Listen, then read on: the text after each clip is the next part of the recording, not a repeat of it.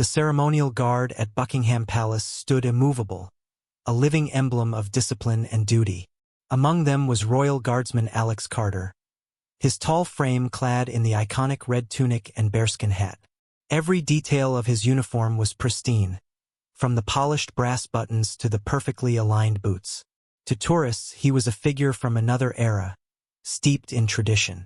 To his comrades, he was a decorated veteran who had served 2 tours in Afghanistan, a man whose quiet strength inspired those around him. It was a crisp autumn afternoon, and crowds thronged the palace gates, cameras clicking incessantly as visitors captured the spectacle of British pageantry.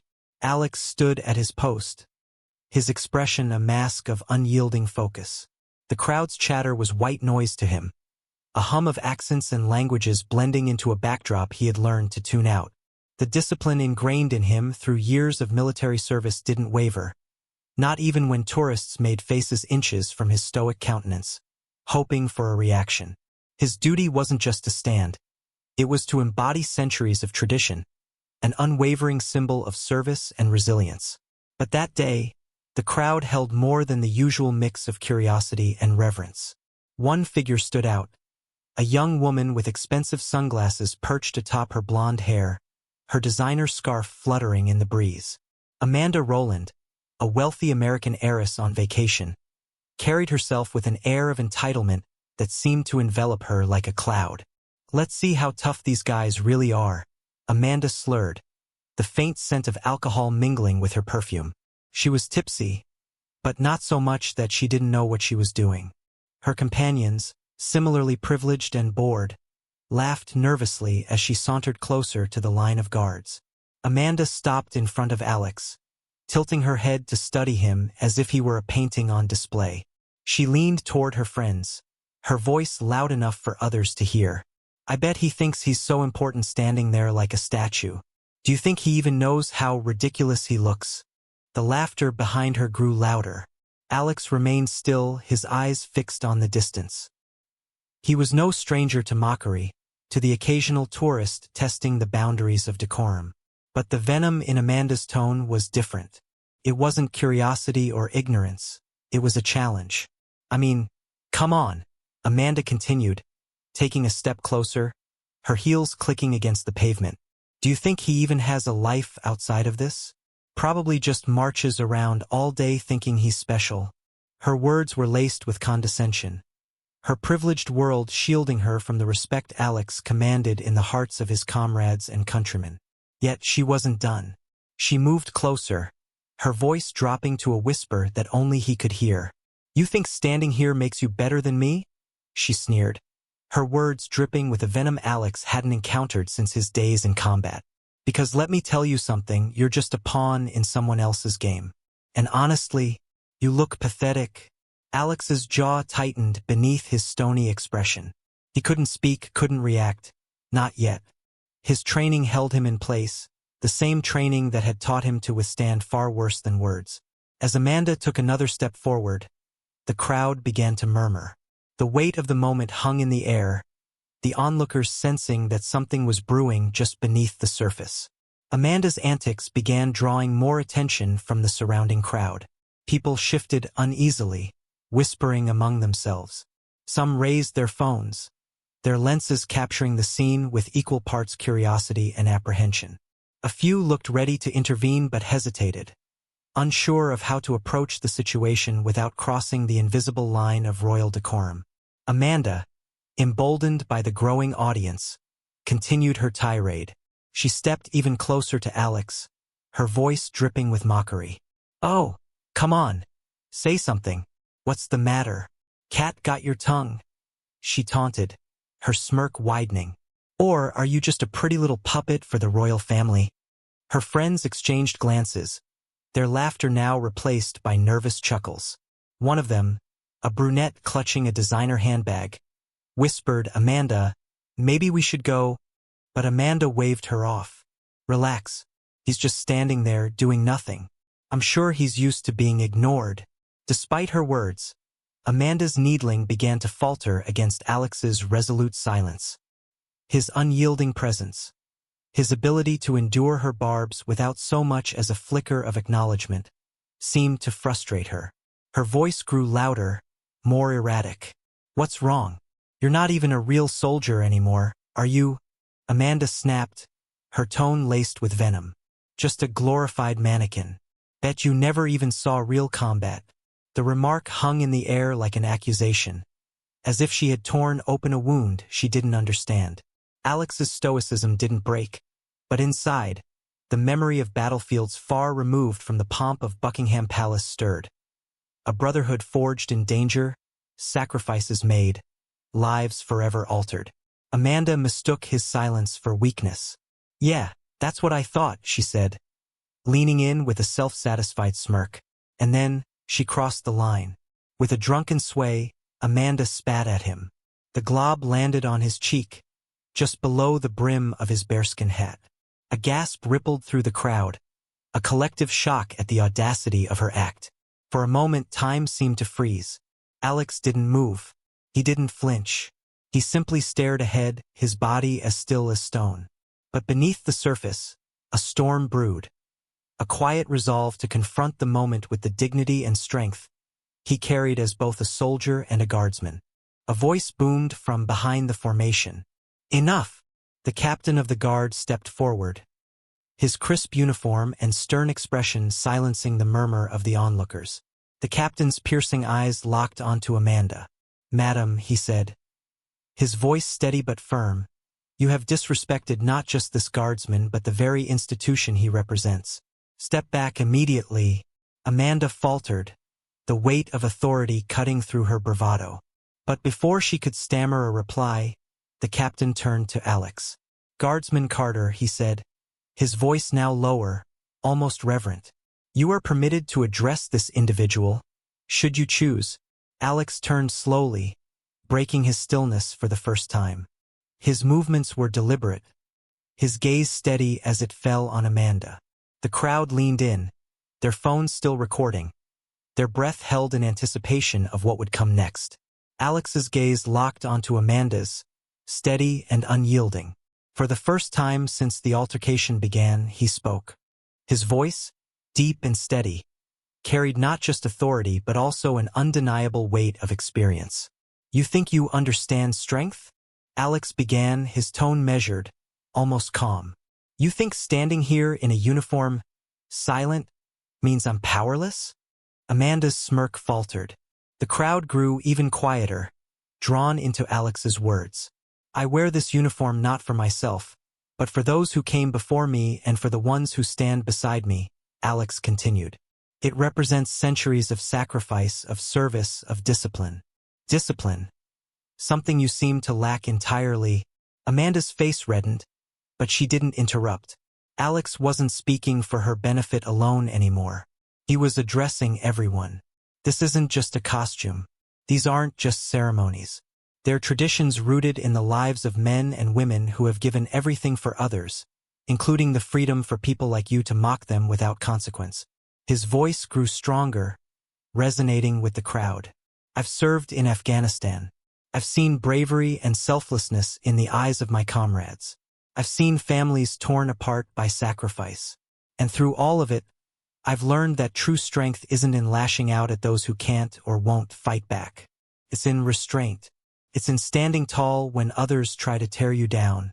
The crowd murmured their agreement, and a few heads nodded. Amanda shifted on her feet, her confidence eroding under the intensity of Alex's words.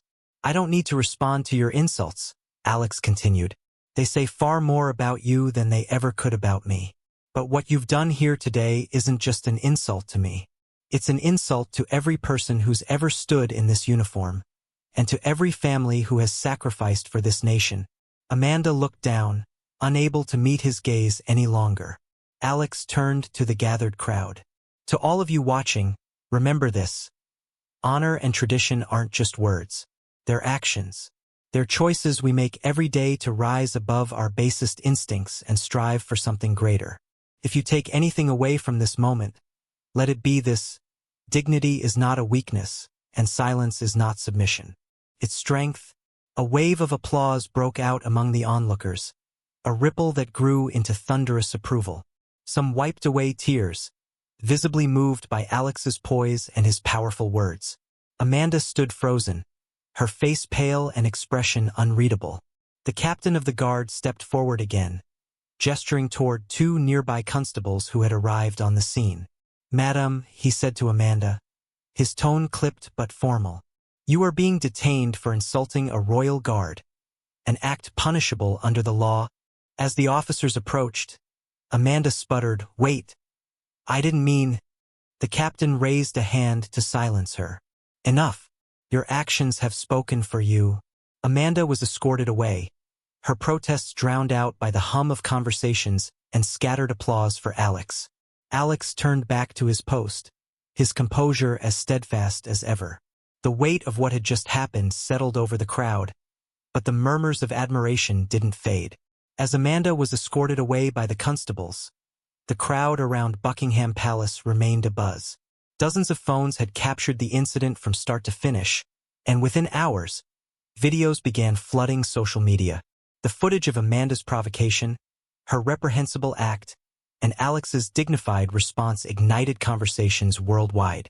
Clips of his speech were shared across platforms, accompanied by captions like, "This is how you face disrespect, with strength and honor," and "A lesson in dignity from Guardsman Alex Carter." News outlets picked up the story, dissecting every detail.